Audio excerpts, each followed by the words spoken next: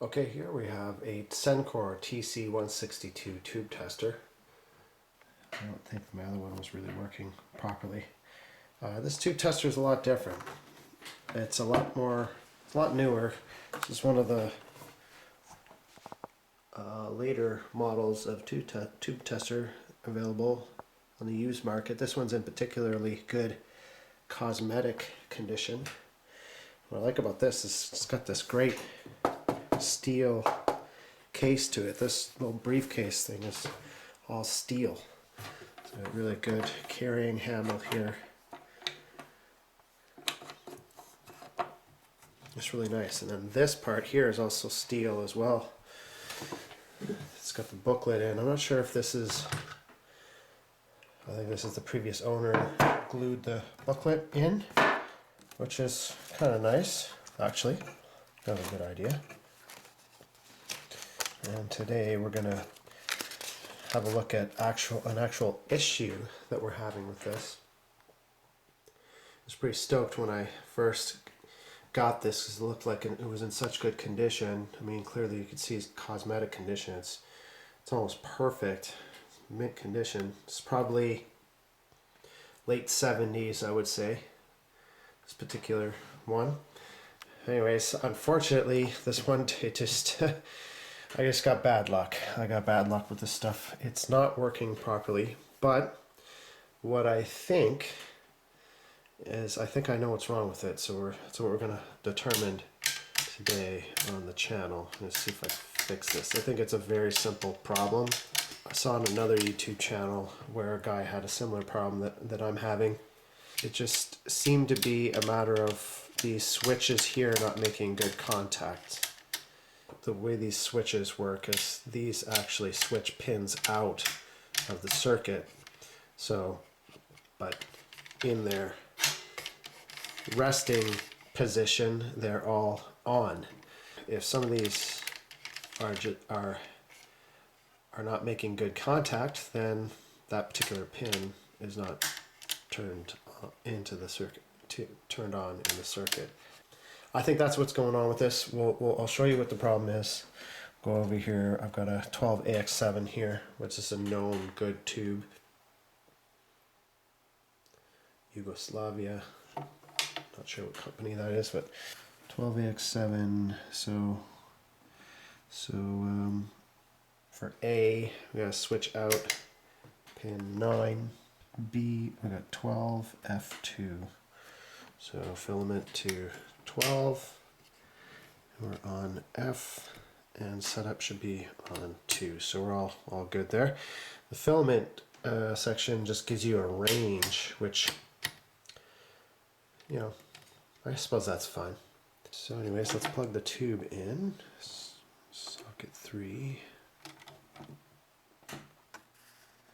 9, 12, F2, 3.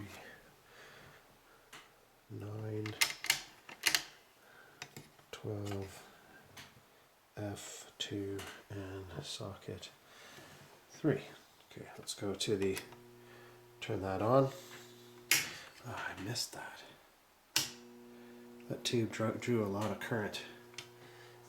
Had that white flash thing that tubes sometimes do when they haven't been turned on in a while. Not sure why that happens. I'm thinking maybe a spot in the filament that's getting weak or something. As soon as it heats up, we got doesn't do that anymore. But anyways, we'll let this tube heat up here.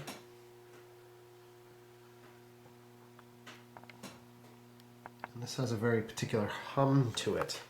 I've sort of found online that all of these particular testers hum like that, so that's not a huge concern. So we got the tube warmed up. We'll check for shorts first. Let's bring it a little closer. Check for shorts. Looking at the shorts light.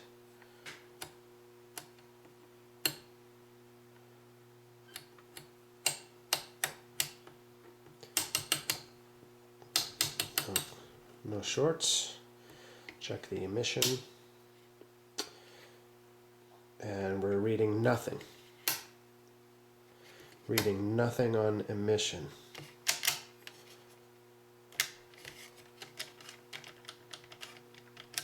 I think it might be one of these switches. Although, yeah, so that's a problem. And I've tested this. I know this tube to be a good tube, so let's see the other side of this 12x7 wants us to go to 7. So 7. On to 7, and actually reading nothing there as well. So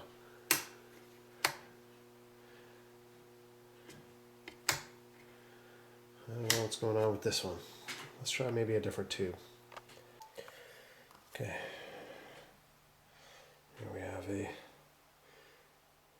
different 12x7, same brand, same row set up there.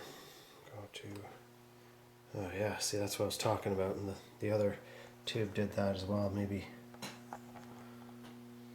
some of the tubes do that, some of them don't. But I don't imagine that's a good thing.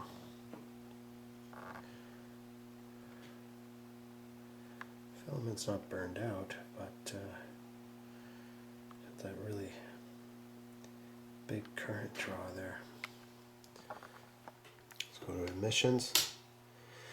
Nothing. Nothing for emissions. This is even worse than I thought. Go back to shorts, try the other side of the tube, go to 2, go to emissions, nothing.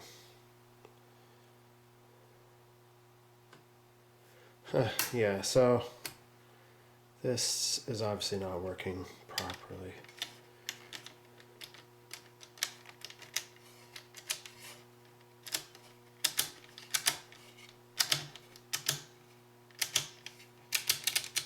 Okay, let's get this open. We're going to clean up some of these switches here and clean up some of these. Oh, something happened there. Do you see? Yeah, something happened. What? I bumped something, and now we've got a reading. Why was that? Oh, yeah, look at that. It is the switches. Something in here. Something in here. Yeah, there we go. Okay, so it is. Was it 6? One of these in here. Oh, it's 3.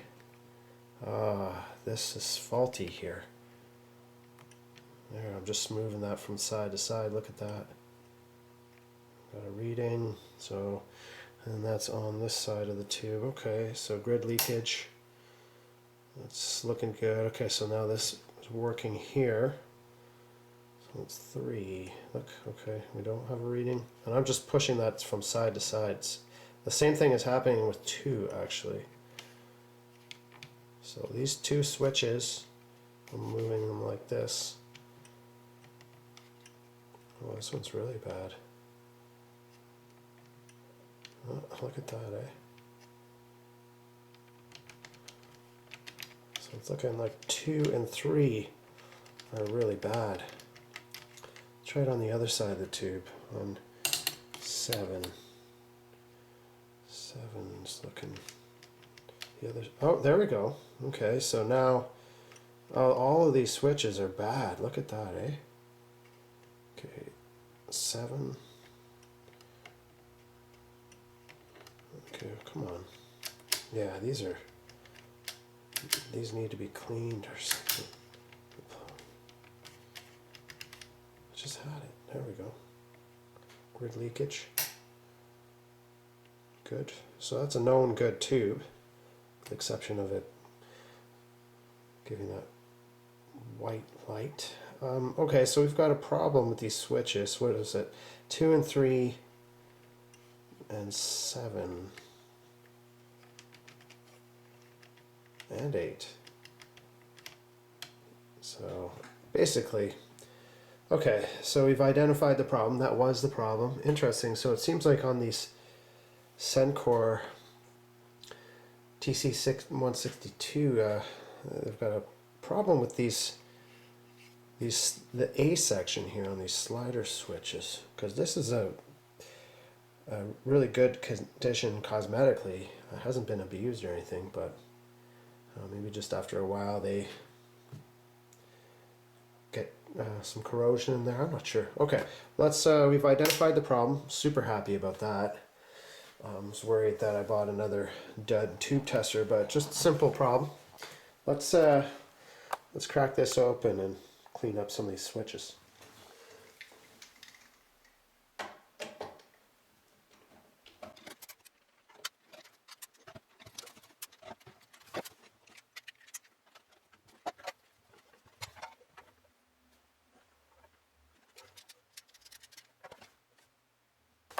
Okay, here's a look inside. We've got all of our sockets hooked up in parallel. It's all solid core wire, so it looks really well done. Here's the meter. Here's the circuit board for the meter. Looks all original. One of the things I will do, not in this video, but in the future, is that I think I'll go and replace all of these carbon resistors. I would imagine that they're all out of spec, like this guy here. For an instrument like this, it's good for all this stuff to be within spec, and those resistors are old and probably not very good anymore. Same with this electrolytic, probably replace that. These are usually really good, these caps here, these film caps. And then on the load selector, those wire wound resistors are usually pretty good, but those carbon resistors sort of in just basically wired in series there, voltage divider, those are probably all pretty well out of whack. So I've got lots of carbon film resistors. It's not a job for today, that'll be in a future video. Just want to get this thing working right now. I've got some other projects that I need to have this thing working. The other thing I'm noticing is that these contacts are pretty dirty. And also noticing that someone's been in, I think maybe this has had problems with this before. I've noticed that somebody's been in here and kind of scratched the surface of that contact. There's some screwdriver marks on top of that or something, and it's looking kind of dirty. It's looking sort of corroded. So I think I might get in there with some alcohol and a Q-tip. And I've heard that to not use deoxit on these. So yeah, let's clean up some of these contacts. This one looks pretty dirty here too. So we'll clean up some of these contacts, and it seems as though it's not going to be, seems like it'll be pretty straightforward to get into where these switches are. You can see that they all kind of sort of hard to see, but getting in there I don't think it's going to be too difficult. For all those switches, you can just kind of get in there with a straw. It's sort of hard to see on camera here, but there's little notches in there. You can see it there. Little notches in those switches, which I think are there on purpose for probably lubricating, and you can see more closely there. There's a little notch in there. So I'll get in there and get some contact cleaner. Not contact cleaner, but I'll use this control cleaner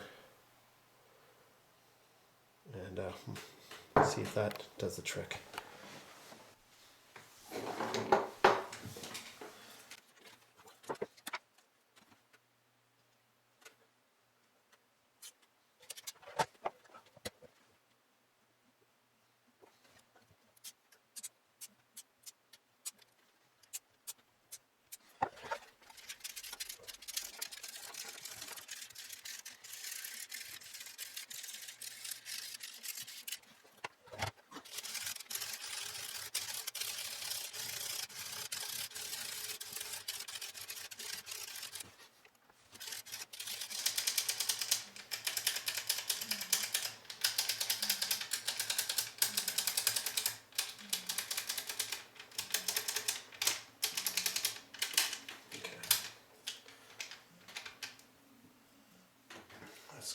plug this in and try that test again. See if that's made a difference. So I'll go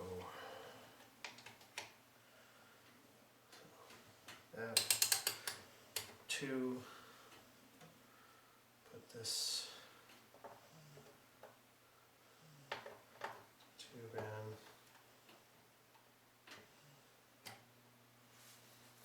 Had that glow again. Wait for that to warm up. Oh. Okay,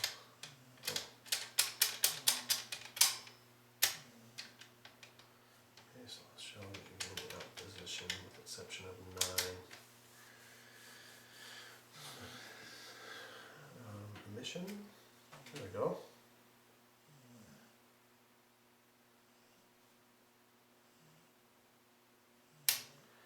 Leakage, good.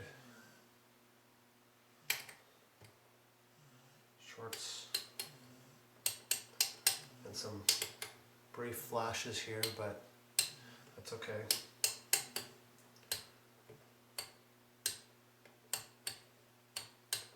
It's all right. We'll up to the other, test the other side of the tube. 7 emission and good. Okay, looks like we fixed the problem. Right, if I jiggle these knobs around now, you can see that the meter is stable. So really just dirty contacts. Let's go back and check the other side. There's 2 and 3 that were really bad. Oh. Okay, so that fixed that problem.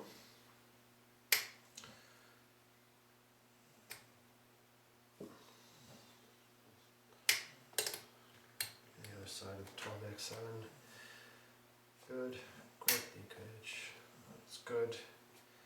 Now it's warmed up, go back and check for shorts again. So you're supposed to kind of like tap on the tube a little bit, but while you're doing this,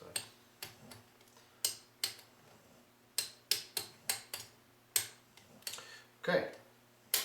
Alright, looks like we fixed that problem. Super simple problem. I knew it was something simple because this thing is in really good shape. It's almost in mint condition, but there's got to be an issue with the, like a manufacturing issue with these switches. So we fixed that. They seem to be pretty stable. So I'm pretty confident all of these are now working. So we can get back into testing tubes. I had a big bag of tubes I was testing. So okay, so that's fun. That's fun stuff. Right. The other thing we're going to do is we're going to actually we're going to check the calibration on this, because I have something for this tube tester that I have a little calibration thing here. Okay, here I have a calibration module for the TC62. This also could be used for the TC28 and TC154. Essentially this is kind of a home brew thing. It just uses an octal socket. It's a little circuit board with it looks like 4 components connected in parallel. So you can make this quite easily, and the schematic for that calibration module is in the service TC162 tube tester service manual. Then this is available quite readily on the internet everywhere.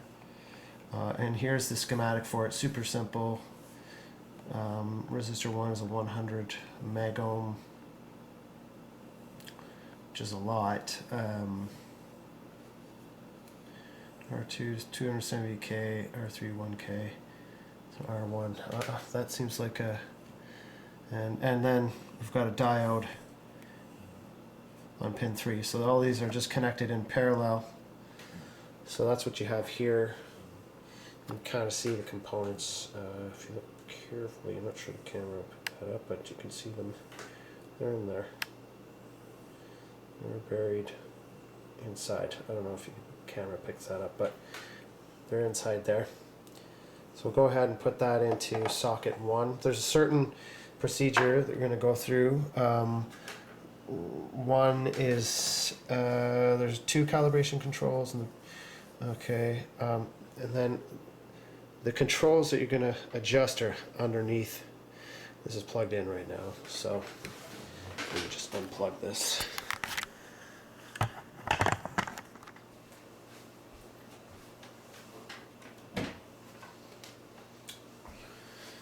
The controls to set the calibration on this are underneath, right on the back of the meter. Yeah, the controls for calibration are right on the back of the meter here. And they are here and here. You can see that they've got a little bit of goo on them right now. So you can see these would be the 2 pots that you would adjust for calibration. I don't believe this is probably still calibrated from the factory. I can guarantee that. These are all the original components. So basically just showing how to do it. You would have to take these little glue pieces off and then change that. I'm going to go through the procedure of calibrating it today just to see where it is, and to see if it needs to be calibrated, and then if it does, maybe at a future date I will calibrate it. The thing is, when I do calibrate it, I kind of want to go through here and change these resistors and then change. I don't want to calibrate it right now with all these old components in it. I'm going to change all of this stuff out and then I'm going to calibrate it. For today I just want to get this thing working. So we'll just kind of go through the calibration procedure. Alright,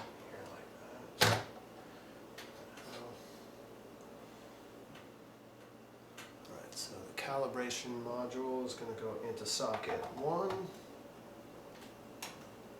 Okay. Grid leakage control is in series with the meter and will affect both emission and grid leakage calibration. Using the test module described above, plug it into socket number 1 and set 4 front panel controls with the following settings. A all up, B 1, C on D, D on 4, socket 1 off. Grid leakage calibration. Set the function switch to shorts. Are we plugged in? Okay, might help if we plug it in. That might help. Okay, plug that in. Okay, set the function switch to shorts and set the meter to 0. So 0 the meter. Switch to grid leakage and adjust R21. The grid leakage calibration control until the meter reads on the line in between question mark and bad on the grid leakage scale. So you want to put that pointer in between the question mark and the bad. So it should be. So let's go to switch to grid leakage. So we're actually fairly out of calibration here. It could use a calibration for sure. So you can see the needle's supposed to be pointing in between the question mark and the bad. So we are out of calibration a bit. So that's something we'll have to do for a future video, tuning up this tube tester. That's okay though, at least we know where we're at. But I don't think there's a point calibrating until I get all those resistors changed and everything like that. And I already have all the resistors needed for that. I just need to find a day to do it. So the next calibration is the emissions calibration. Okay, so to check to check and calibrate the emissions calibration control, use the following settings. So A, all up, B, 1, C, D, D is on 3, 3, okay, and socket 1, good. set the function switch to shorts and recheck the meter 0. Okay, let's go to shorts and recheck the meter 0 position, which that's good. Switch to emission and adjust R22. The emissions cal control under the meter reads the emissions calibration control under the meter reads 60 on the emissions scale of the meter. Okay, and then down here okay, so let's go to emissions. That should read 60, which it doesn't. So slightly lower. So this thing is not, this thing is out of calibration. So we should actually calibrate this. So we'll do that in a future video. To check the shorts indicating circuit by the alignment, switch back to shorts and rotate the D switch through all its positions. Normal shorts should occur on positions 6 and 7. Okay, so to check the function of this, go back to this and rotate the D switch through all its positions. We should see a short on 6 and 7. So let's check this out. So the light should light up. Saw a little flash there on 6, which it does, and not on 7. Oh, so we've got a problem here. Okay. Okay. Maybe we've got another dirty contact here. Interesting. Okay. Seeing a little. Oh. Yeah, we've got some problems here. I see some flashing on 5. Do I have everything set up properly here? Oh, look. Maybe we should jiggle these. Let's go to 7.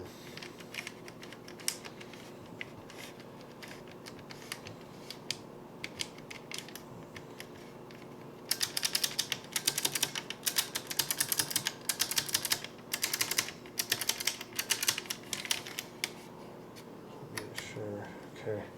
Check the shorts indicating circuit of the mighty might. Switch back to shorts and rotate the D switch through all its positions. Normal shorts should occur on positions 6 and 7. We're not getting that right now.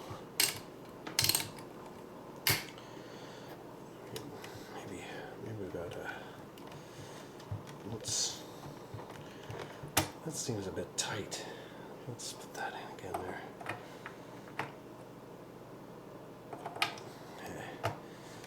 Insert that. Okay, maybe there's something. Here. These are all up. B is 1. C is D. D is 3. Actually, no. Go to shorts.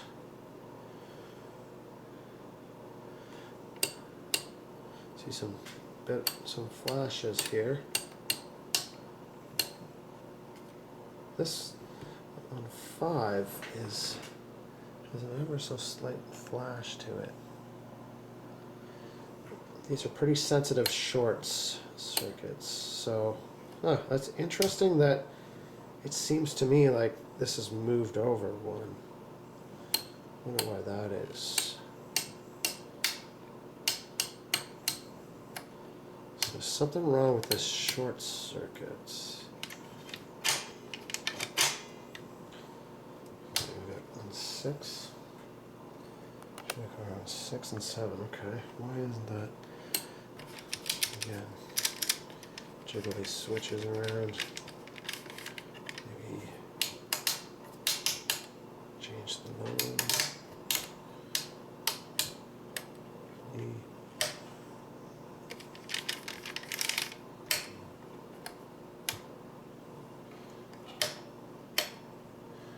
Something going on here.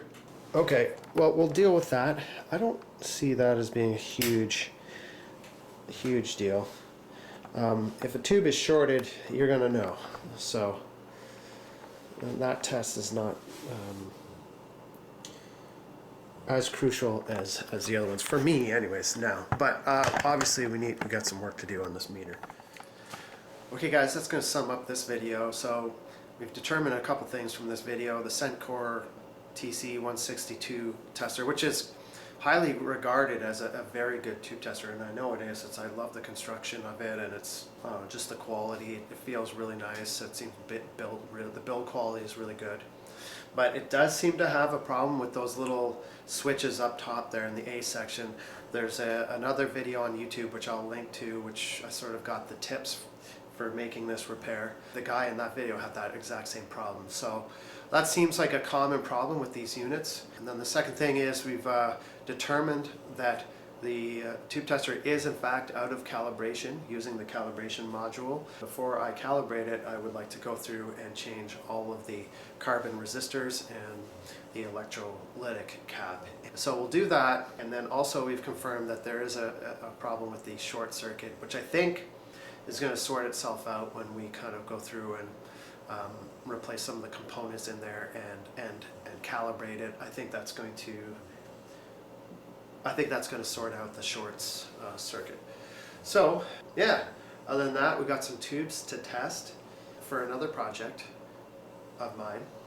The other tube tester video that I uploaded recently, we'll be revisiting that tester and working on that one too. That one needs a lot of repairs.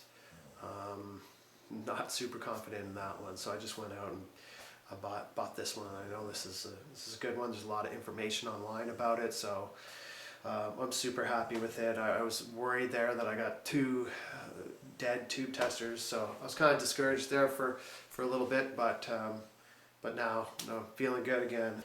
Onwards, stay tuned to the channel. We got lots planned here, and the reason why I need this tube tester to work is, which you probably I'll give you a preview. Let's go downstairs. Let's see. We got a lot of goodies here. We got a lot of goodies. I'll show you what I'm working on. Might as well just whet the appetite for the next video. Not a bad idea. Let's see. It's kind of dark down here. Turn on the light. I have something new in the arsenal. Of course, there's my 800. So sweet. And I've got to do some videos on this new cabinet that I got with the, come on, focus, with the 800. This cabinet is making all the difference in the world right now. This 2x12, I think it's a JCM 900 cabinet, 1936 cab. But then I just got this, which is a mint condition, just absolute specimen. This is from the 70s, Univox, 1246, I believe, bass amplifier. Look at this thing. Now, I've plugged this in already, and it does not sound good. It sounds really bad. And I know that that's not the way it's supposed to sound, and I'm suspect of some of the tubes in there, but this amp is notorious for having a sort of a quirky circuit. I've looked at the circuit. It uses a voltage multiplier in the power supply, which is I don't know, it's not something that's super common, I don't think, but it has a super high plate voltage on a pair of 6L6 GCs, super high, like we're talking almost 700 volts. So anyways, it's in mint condition, and I've heard some, I bought it because, you know, I heard some people riffing on it online, and it sounded like an old JMP, like an old Marshall Plexi, and the circuit is kind of similar. It's a non-master volume, dual channel, you know, same tone stack, everything. The four inputs on the front. It looked to me like it was modeled like after a Marshall plexi, which I've always loved that sound. And the guys that made the transformers for this, they made the transformers for the Marshalls coming over to North America. So that's why I got that amp. But I plugged it in, and it sounds like absolute garbage. Like, so I know, and I've cracked it open, and I've done a lot of footage already, and I've been waiting to work on that video. I've cracked it open, and I don't see anything in there. There's nothing obvious that's wrong with it. It actually looks like a brand new amplifier. But I do think that some of the tubes in here are just cooked because of the super high plate voltage. But I have no way of testing. I had no way of testing. So then I got the other tube tester, and then I really had all kinds of problems with that one.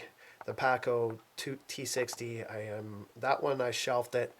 That's for another day.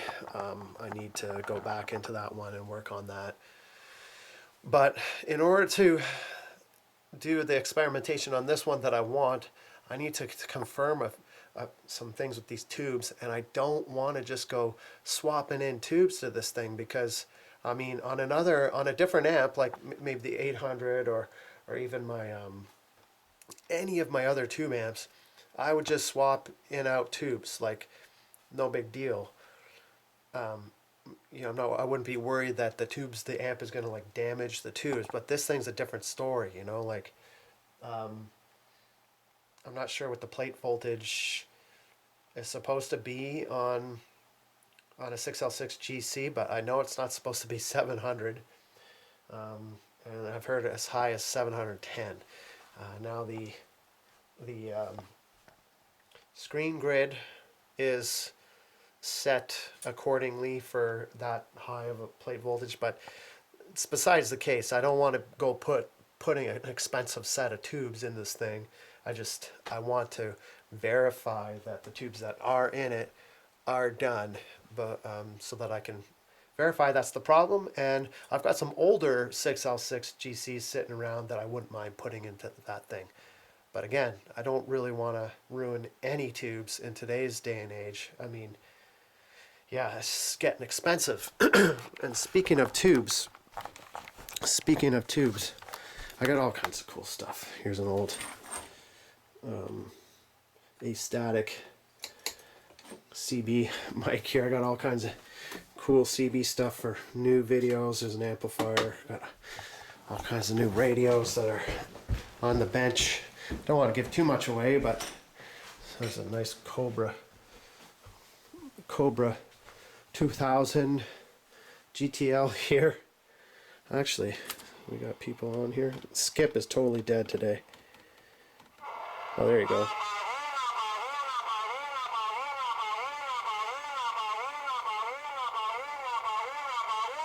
Oh, there's CB for you. Anyways, so I've been working hard on that radio too. That's another video that we'll be working on, and that'll be a fun video. Be making my own antenna. That's going to be the base station at the house here, so that we can talk back and forth up at the camp and stuff. And I'm going to put that radio right there, and we're going to have big old antenna up on top of the house here.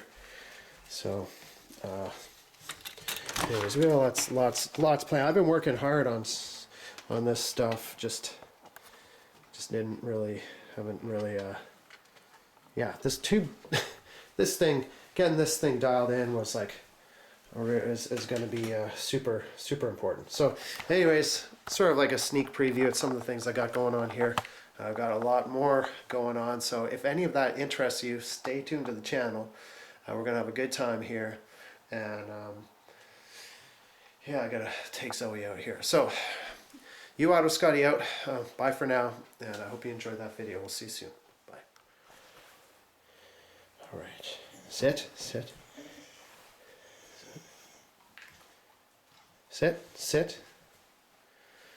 down.